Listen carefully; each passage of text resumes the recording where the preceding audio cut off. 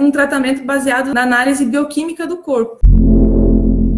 Na alopatia, geralmente eu vou ver os sintomas do paciente, vou chegar a um diagnóstico de alguma doença crônica, enfim, e vou utilizar um medicamento para tratar. E esse medicamento, ele geralmente vai tratar sintoma. Por exemplo, antihipertensivo, ele vai tratar o sintoma da hipertensão, mas ele não vai buscar a causa. E a grande diferença da ortomolecular é que a gente busca as causas desses distúrbios e, portanto, o tratamento ele pode ser complementar, a gente pode colocar junto, né? Eu não preciso dizer para o meu paciente assim, olha, para os tratamentos que você está fazendo, eu tenho uma coisa nova. Eu associo. Quando um paciente vem me procurar, ele provavelmente não está feliz com o resultado das terapias alopáticas. Se ele tivesse bem, ele não viria, né? A maioria deles, tá? 90%. Algumas pessoas eu consigo que venham me buscar na hora certa, que é na hora de prevenir, né? Na prevenção. Mas a maioria dos pacientes vem me procurar, ele já tem uma doença instalada, já trata com medicamentos e a doença dele está progredindo ou não controlou os sintomas do jeito que ele gostaria. Então, a ortomolecular pode ser associada. Tem muita melhora a ponto de o paciente poder até reduzir medicamento.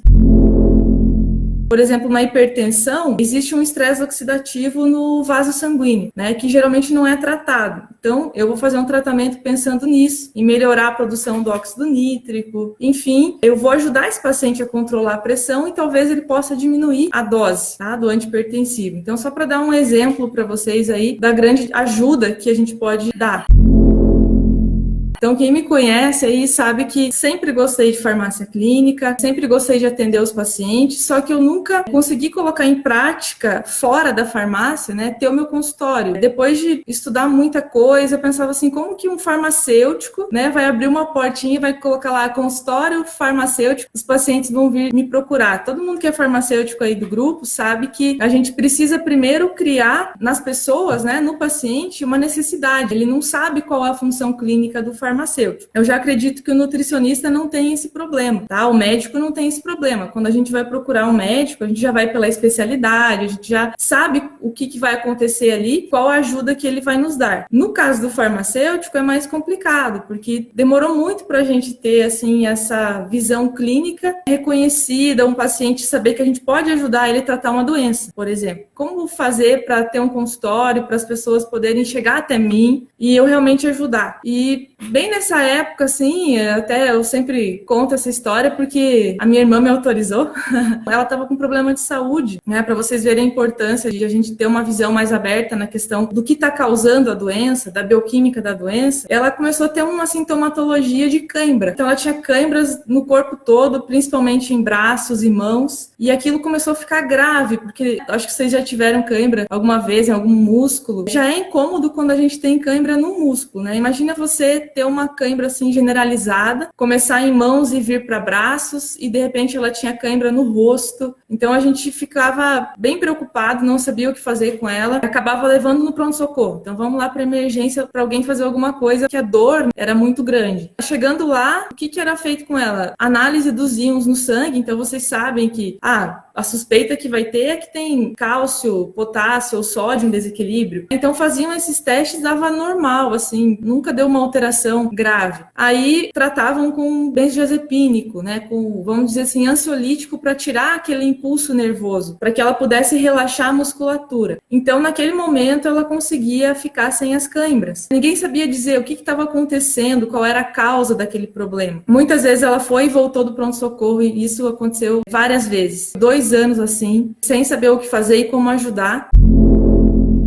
A minha sobrinha começou a fazer medicina e começou a estudar fisiologia. Todo mundo aqui do grupo sabe que a fisiologia é uma matéria que a gente vê na saúde, né, nos cursos da saúde, lá no primeiro semestre, segundo, no máximo no terceiro semestre do curso a gente já está vendo essa matéria. E ela explica o funcionamento do corpo, né? Só que a gente está no começo da faculdade, às vezes quando vai ver a matéria e não dá toda aquela atenção, tanto para bioquímica quanto para fisiologia. E, enfim, a minha sobrinha encontrou lá num dos livros referência, que é o Guyton, a foto de um paciente com o mesmo sintoma que a minha irmã estava apresentando. Cãibras, todo aquele processo ele estava retratado em foto. E daí embaixo estava escrito assim, tetania calcêmica, que é um distúrbio do cálcio. O cálcio entra de forma errada na célula. Para simplificar, né, que não é uma aula de fisiologia hoje. Estou contando uma experiência para vocês, porque que eu cheguei até aqui. Então ela estava tendo esse contato com essa matéria e viu lá essa tetania calcêmica. E a gente começou a estudar isso e o professor dela falou o seguinte, faz um teste de vitamina D, porque geralmente a vitamina D baixa, ela provoca esses distúrbios do cálcio. E aí a gente foi fazer esse teste e ela estava realmente com a vitamina D em 0,6. A gente foi numa médica que é ginecologista, que também trabalha com ortomolecular, e ela falou, olha, nunca vi na minha vida uma concentração tão baixa de vitamina D. Você tem que tomar uma vitamina agora, nem sai aqui do consultório. Já fez uma injetável nela. E a partir daquele momento, ela nunca mais apresentou essas cãibras. E era tão grave, pessoal, essa cãibra, que uma vez ela ficou mal e ela ficou com arritmias, ao ponto de ter que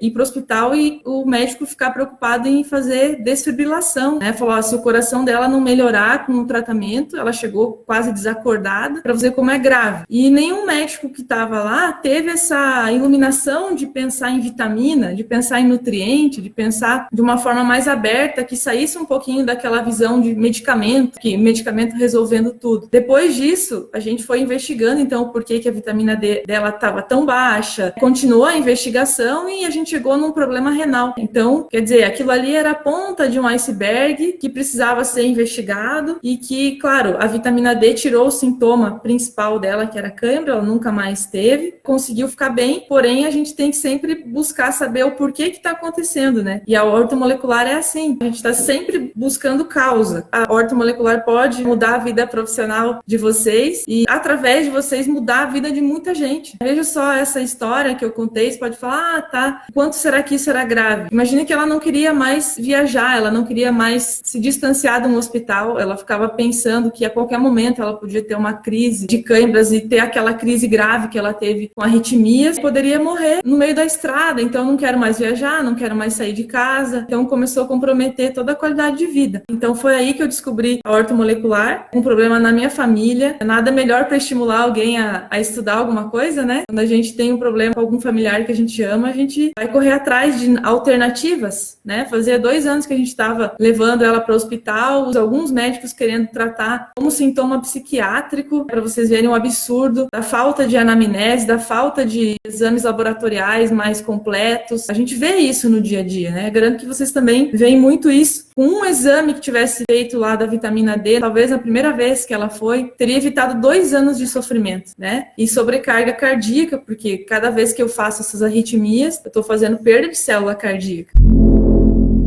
E aí eu comecei a buscar o ortomolecular, porque a médica que realmente começou a ajudar a minha irmã, ela tinha essa especialidade. E ela falou assim, olha, vamos repor tudo, vamos analisar com calma. E aí eu comecei a falar, nossa, esses tratamentos que ela está fazendo, eu como farmacêutica posso prescrever vitaminas, respeitando a legislação, respeitando, acho que cada profissional aqui respeitando a sua legislação, consegue utilizar os nutracêuticos. Então a ortomolecular, ela basicamente usa nutracêuticos, que são nutrientes em doses maiores, né, do que as doses preventivas, vamos dizer assim, que a gente tem no mercado aí multivitamínicos, que são utilizados como prevenção muitas vezes, porque as doses ali são bem baixinhas, né, polivitamínicos, poliminerais. Então a gente usa doses maiores e usa os fitoterápicos, porque o fitoterápico ele tem algumas vantagens em relação ao medicamento em questão de toxicidade. Não que ele não tenha risco, e por isso a gente precisa saber utilizar, né, saber dose, saber por quanto tempo utiliza, mas ele pode resolver algumas coisas que alguns fármacos deixam a desejar com menor risco, tá? Então, basicamente, é isso o tratamento da ortomolecular, é você conhecer qual o desequilíbrio nutricional que aconteceu ali. Nosso corpo ele é feito de nutriente. Ele não é feito de medicamentos, né? Ele é feito de células que se a gente for diminuindo o tamanho, a gente vai chegar no metabolismo. O que a célula precisa para sobreviver? Nutriente. Não é medicamento. O medicamento ele tem o seu uso, ele tem a sua grande ajuda, principalmente nos problemas agudos, nas doenças agudas, ali nas emergências médicas. Ele é fantástico. Só que ele não resolve tudo. E se a gente ficar com essa visão fechada, a gente vai deixar de ajudar muitas pessoas.